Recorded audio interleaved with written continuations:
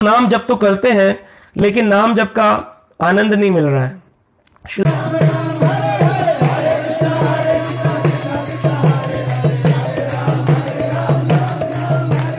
भगवान ने उपदेश दिया कि भक्ति के जितने भी श्रेष्ठ अंग हैं उसमें से नाम संकीर्तन सबसे श्रेष्ठ है। हरे नाम हरे नामेव केवलम कलो नास्तेव नास्तेव नास्तेव गतिर अन्यथा। ये श्लोक जो है ये चैतन्य महाप्रभु ने ब्रह्म नारद पुराण से कोट किया ताकि इस बात को पुष्ट करें। हरि का नाम हरि का नाम हरि का नाम ही सर्वश्रेष्ठ है। लेकिन लोग नाम जप तो करते हैं लेकिन नाम जप का आनंद नहीं मिल रहा है। श्रील प्रभुपाद कहते थे चैंट एंड बी हैप्पी। हम जप तो कर रहे हैं इतने वर्षों से लेकिन हैप्पी नहीं है। थोड़ा सा वायरस का स्ट्रेस हो जाता है, घर में रहने का स्ट्रेस हो जाता है, कहीं ना कोई स्ट्रेस हमको व्याप्त है। तो इस स्ट्रेस को कैसे दूर करें? तो कहते हैं जैव धर्म के अंदर बताया है जो व्यक्ति शुद्ध रूप से नाम जप करेगा, अपराध रहित होकर के नाम जप करेगा, वो हमेशा प्रसन्न चित्त रहेगा, वो हमेशा सतोगुण में रहेगा। और सतोगुण का लक्षण क्या है? ही इज वेरी स्टेबल। वो बहुत स्टेबल होगा अपने कार्यों में, अपने वचनों में, अपनी क्रियाओं में। ये नहीं आज ऐसा कर ले, आज ऐसा कर ले, आज ऐसा कर ले, रोज रोज उसके नए विचार नहीं आएंगे। He is very stable.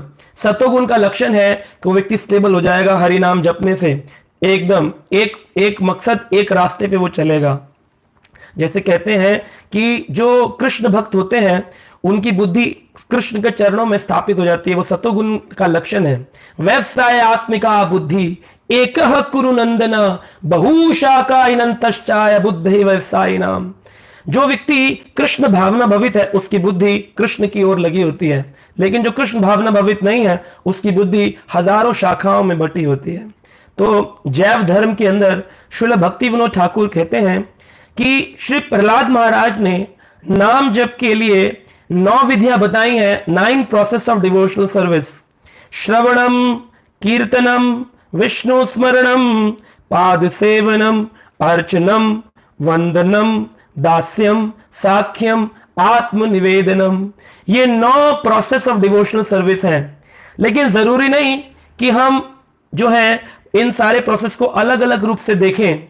शिला भक्ति विनोद ठाकुर जैव धर्म में कहते हैं ये 9 के 9 प्रोसेस, श्रवण कीर्तन जो प्रहलाद महाराज ने भी कहा भागवत में, ये 9 के 9 प्रोसेस, ये 9 के 9 क्रियाएं श्री हरि नाम जप के अंदर ही प्राप्त होती हैं।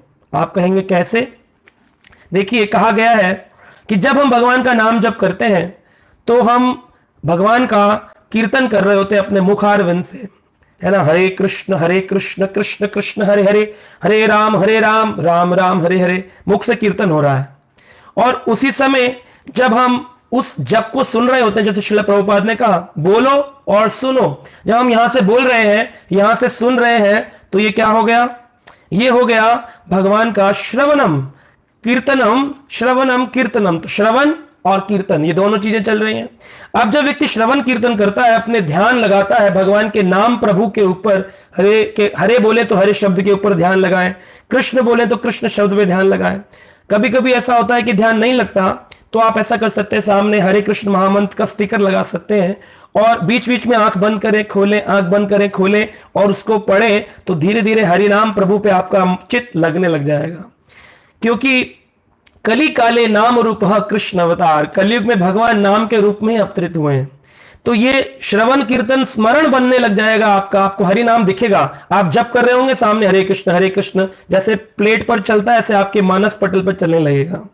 और कहते हैं जब आप मानसिक रूप से श्री कृष्ण के चरणों का ध्यान करेंगे जाप करते करते, तो फिर ये भगवान की पाद सेवनम हो जाती है, चरण सेवा। जैसे लक्ष्मी जी भगवान की चरण सेवा करती हैं।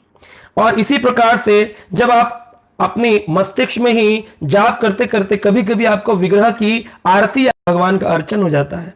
और नाम जब तो भगवान की सर्वश्रेष्ठ प्रार्थना है, तो देखा जाए तो हरे कृष्ण महामंत्र ही वंदन भी है, क्योंकि इसी के द्वारा हम भगवान का वंदन करते हैं। श्रील प्रभुपाद कहते थे कि जब डीटी इंस्टॉलेशन होता था किसी मंदिर में, तो बहुत सारे पुजारियों को बुलाकर यज्ञ कुंड बनाए जाते हैं और मंत्र उच्चारण होता है, तो प्राण प्रतिष्ठा की जाती है विग्रह की। तो लोग पूछते थे कि प्रभुपाद इसकी क्या आवश्यकता है? प्रभुपाद कहते थे कि संसार को दिखाने के लिए कि हम भी मंत्र उच्चारण जानते हैं, हम भी इन विधि का पालन करते हैं, ताकि हम इन लोगों को प्रचार कर सकें, इसलिए करने की जरूरत है। वरना भगवान के अवतरित होने के लिए सबसे प्रमुख है शुद्ध हरि नाम, प्योर चैंटिंग ऑफ हरे कृष्ण महामंत्र। इसी से भगवान प्रकट होंगे। तो ये वंदन भी है। और जब हम बड़े ही इस कार्पण्य भाव से जब भगवान को शरणागत होते हैं, जैसा श्रील भक्ति विनोद ठाकुर ने बताया कि शरणागति के 6 अंग हैं। अनुकूलस्य संकल्प, प्रतिकूलस्य वर्जनम। अनुकूल चीजों को हम लें, प्रतिकूल चीजों का वर्जन त्याग कर दें। रक्षतीति विश्वासो गोत्रप्ता वर्णम तथा। भगवान हमारी रक्षा करेंगे, इस पर विश्वास हो, और भगवान ही हमारे पालनहार हैं, इस पर हमको पूर्ण विश्वास हो। गोत्रप्त वर्णम यथा।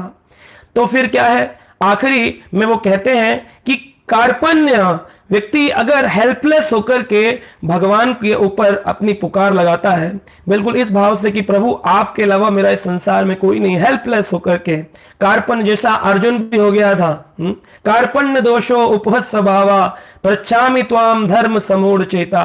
तब वो पूछ रहा है कृपल दुर्बलता के कारण कि हे कृष्ण मुझे बताइए मेरे लिए करने योग्य धर्म क्या है इस परिस्थिति में, जब मेरे ही फैमिली के लोग मुझसे लड़ने के लिए खड़े हैं। ऐसी परिस्थिति हमारे पास रोज आती है। तो हमको इस बात पर पूर्ण विश्वास होना चाहिए कि नाम और नामी में कोई भेद नहीं, कृष्ण और कृष्ण के नाम में कोई भेद नहीं है। तो अगर हम उसी भाव से हेल्पलेस होकर के भगवान को पुकारते हैं, कार्पण्य षड विधि प्रीति लक्षणम, वो कहते हैं इसी प्रकार से आप भगवान को 6 प्रकार से शरणागत कर सकते हैं। ऐसा भगवत गीता के 18वें अध्याय के 66 नंबर श्लोक के तात्पर्य में श्रील प्रभुपाद ने भी हमको बताया कि ये शरणागति की विधि है जिसमें कार्पण्य विधि है। विनम्रता की भावना लेके आना कि मैं कुछ नहीं करता हूं, जो कुछ भी करते हैं वो कृष्ण करते हैं, ऐसा विश्वास हो जाए तो व्यक्ति कार्पण्य हो जाए। कार्पण्य मतलब हेल्पलेस हो जाएगा। Yes, he is a doer, I am not a doer. मैं तो एक निमित्त मात्र हूं, खाली एक निमित्त के समान हूं। ऐसा भावना है तो ये दास्य की भावना आएगी, तो ये दास्यम हो गया। साथ में अगर जैसे अर्जुन का कृष्ण के प्रति प्रेम हुआ था, कृष्ण की गीता सुन के अगर हमारा साख्य भाव आ जाए तो ये सखा भाव से जप करना हो जाएगा। और इसी प्रकार से अगर हम पूर्ण रूप से शरणागत हो जाए 6 प्रकार की शरणागति से, तो क्या होगा, शरणागत हो जाएंगे तो फिर ये आत्मनिवेदनम भी हो जाएगा। तो आत्मनिवेदन हो जाने पर हमको पूर्ण रूप से कृपा मिलेगी।